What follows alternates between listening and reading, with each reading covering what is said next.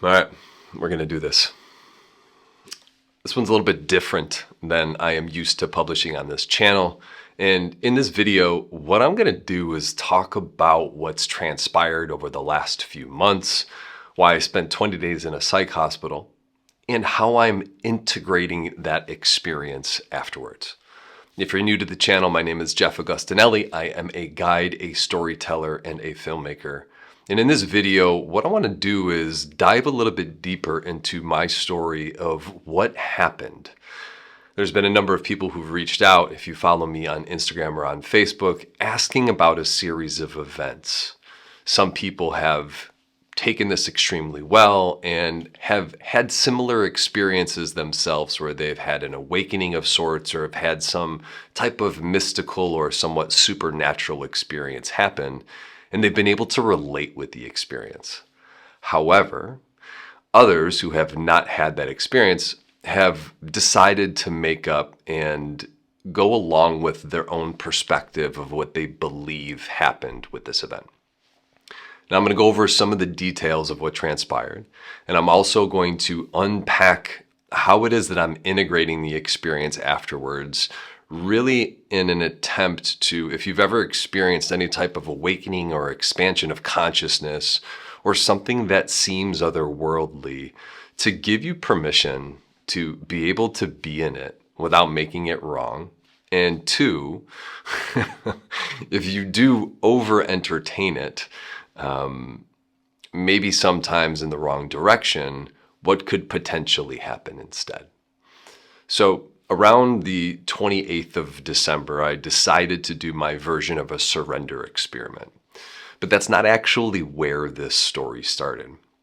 Weeks leading up to this day, I was having a series of very unexplainable events. One of those included waking up in the morning, speaking in tongues, scribbling in my journal, and then rushing to my closet to grab my markers. And what came out 45 minutes later was the Sacred Heart of Jesus Christ, mapped out in scribbles in red marker.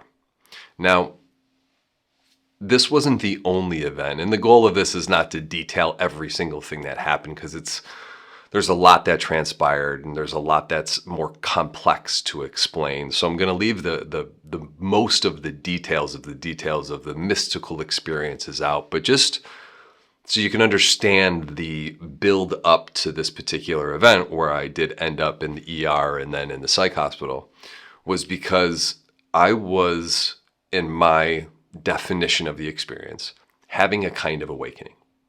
And in this awakening, I was seeing and shown things and experienced things that helped me get an understanding of the invisible side of life.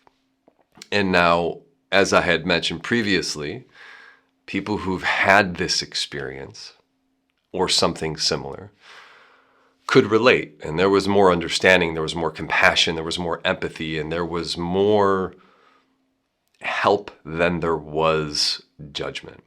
And however, some people who've either decided to judge the experience and or have their own interpretation of it have decided to pass judgment in the way that they have. But that's not necessarily what this is about. What it is about is, on that day, on December 28th, what I decided to do was I was going down to the river here in Austin. And in this experience, the goal was to overcome shame. Right? So I grew up Catholic, went to Catholic school for 13 years. And in the way that I was raised, it was always seen that nudity was something that was reserved for just intimacy in that type of situation, which from my current vantage point and current perspective, I'd agree with. However, in the experience that I was in some ways really committed to overcoming shame in a public setting. I think that a lot of the personal development seminars and a lot of things that we see in our space happen behind closed doors and for a good reason. I'm not giving you the permission slip to go out and do anything that's against the law, so to speak. However, what I am saying is that there are things that can't be done in a room, and that can't be done in an isolated container that's stripped from the world's conditions. And so for me, what this was skinny dipping in the river in Austin. Now, if you know of this river downtown Austin on Lady Bird Lake, you know that it's pretty filthy, and not many people would want to go in it, let alone go in it without clothes on. But needless to say, when I was coming out of the river, one thing led to another, and I was detained. I was put on a 48-hour psych hold, and then that ended up with me being in different psych hospitals for a total of 20 days. And the experiences in those hospitals were nothing short of nobody understanding anything that I was experiencing or saying. And for the most part, with the rare exception of the one or two people who could see that there was a genuine experience happening, most of them treating it as if it was something that was wrong, that needed to be treated with medications and drugs and lithium and antipsychotics because it was something that was abnormal. So, mind you, this came out of the blue. It's not like I was looking for this type of an experience. Obviously, it was something that happened to me in a sense, although obviously I participated in this thing happening.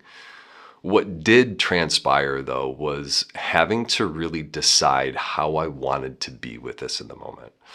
There were plenty of opportunities and where I did indulge in getting really upset and really angry and yelling at family members and really wanting to be out of the place that I was in. And at the same time, there was forces beyond my understanding that had me be in this situation. And now, coming back from this, right? Like after being in a psych hospital for 20 days, not being able to operate my business, not being able to make videos, not being able to support my clients, had a very real effect. But even more than that, like the interruption of life, to be in an unknown place against my will for the most part, and to be treated in an inhumane way as if there was something wrong with me. I think this happens more often than not. And I think that in a society where we're conditioned and in some ways like bred to be homogeneous, right? Like very similar, that anything off the beaten path, anything that's overly mystical or anything that's not the norm is seen as crazy. And it's seen as something that's not normal, and it's seen as something that needs to be contained and controlled. Now, I will say there was definitely a lot of this experience leading up to being in the place where I was that was completely unexplainable. It was definitely an altered state of sorts. 0 drugs consumed during that time. And even prior to that, it was only things like herbs and like kratom and or THC. That was months before this even happened. So, and the reason I say that is to put the disclaimer out there of, like this isn't something that was drug induced. I wasn't tripping. I wasn't on shrooms. It wasn't microdose induced. It wasn't macrodose induced. It wasn't anything induced. It just was. And to be in that type of an altered state without the support or the stimulus of some type of a substance in and of itself was a strange experience, right? And so, where do I want to go with this? That's a good question. I think it's easy to look at what life gives us and get mad at it or judge it or be a victim of it. And it could have been very easy for me even to pursue this legally and to go down that route, which who knows what's going to happen, and even realize the risk in making this type of a video. But this is the kind of story that I felt had to be told. And it's one of those things where there's not a lot of room in modern society for people to think or to be or to experience things that are not of this world, which really keeps us tethered to the 3-dimensional experience.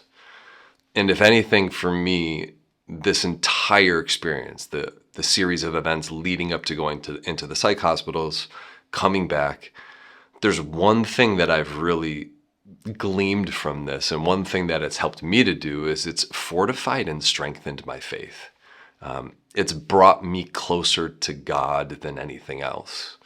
to the point where the majority of my belief, my day, my energy is in devotion to scripture. It's in devotion to the word. It's in devotion to prayer. And it is of building a relationship with Christ and of building a relationship with God. And I think that a lot of times it can be easy to go through experiences in life that are difficult or challenging, or seems like we're the victim to that experience. And the opposite is true, where we decide to believe in some ways that in that experience we've been abandoned by God, that we're not operating in favor, and that we are in some ways exiled from the kingdom. Now, this video is not about my belief. This video is not about God necessarily. However, I do believe that there's always an opportunity for us to believe that everything that we have decided to do in life has its consequences. There's been the reflection that I was ungrounded during the time leading up to this event.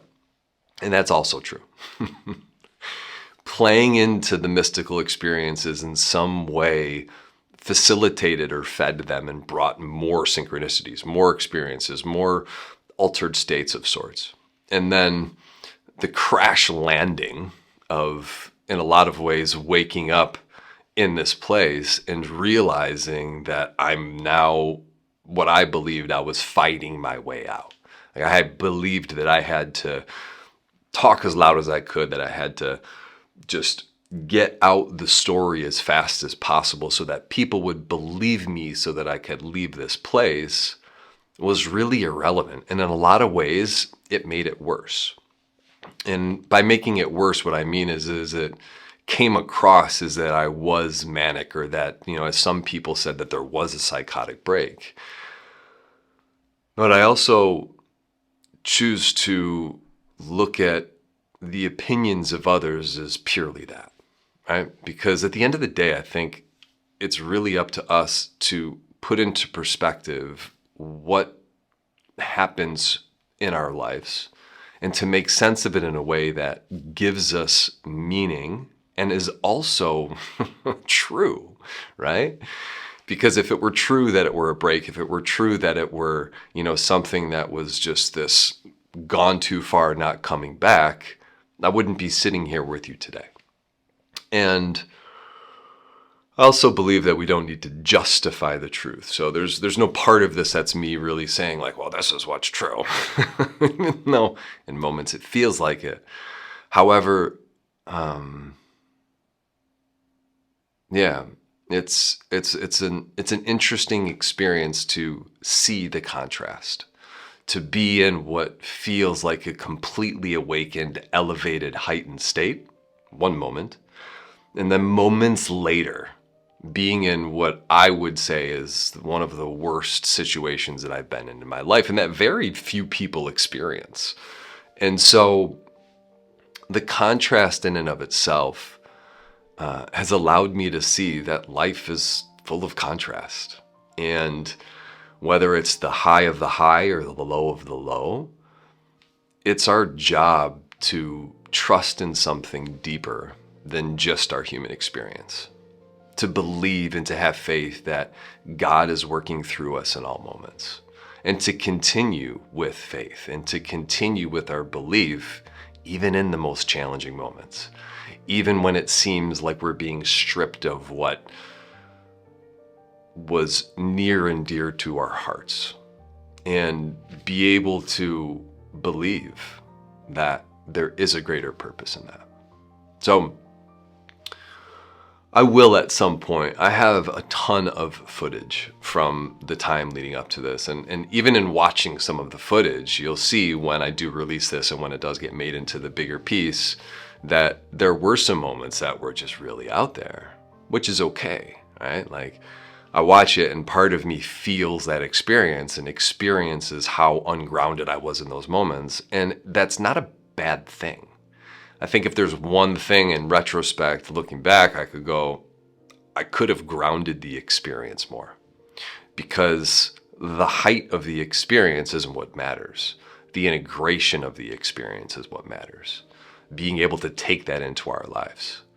So when this footage does get released and when I do show the full story and like what actually transpired, there will be more insight into the entire awakening, if you will. And I'll weave some of that into this video. You may have seen the Sacred Heart of Jesus Christ that was drawn, and then some of the other things that transpired. But for now, what I want to leave you with is, if you've visited these altered states, or if you've had your awakening, or if you've had your experience of Christ or of God, or of being shown something bigger than yourself, don't make it wrong. And if possible, don't let anybody else make it wrong. Because I think at the end of the day, it's up to us to be of our belief, and to trust that when we do lean into faith, and when we do lean into God, and when we do rely on that connection, that good things come. And I think that's a lot of what we can hope for.